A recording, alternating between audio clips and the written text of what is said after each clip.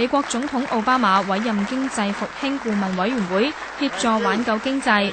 委員會由前聯儲局主席沃爾克率領，成員有15人，包括企業高層、勞工界領袖同埋經濟學者等。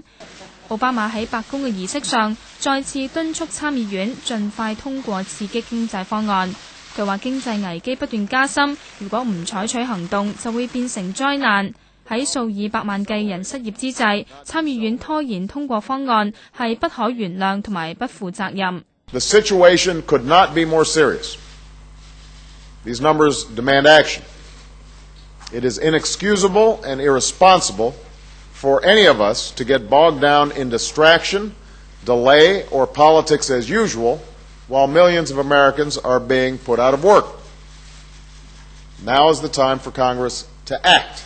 佢話方案雖然唔完美，但規模適當，優先次序亦都正確。The package is the right size, it is the right scope, it has the right priorities to create 3 to 4 million jobs and to do it in a way that lays the groundwork for long-term growth. 參議院討論方案總值超過9000億美元，共和黨批評方案金額太高，而且減稅規模唔足夠。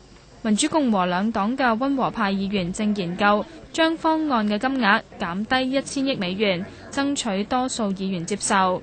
美國非農業職位連續13個月減少，上個月流失598000個職位，跌幅係34年嚟最大㗎。失業率上升至7.6%，係16年嚟最高。美國07年12月陷入經濟衰退以嚟，已經減少357萬個職位，係2次大戰以嚟最差嘅就業環境。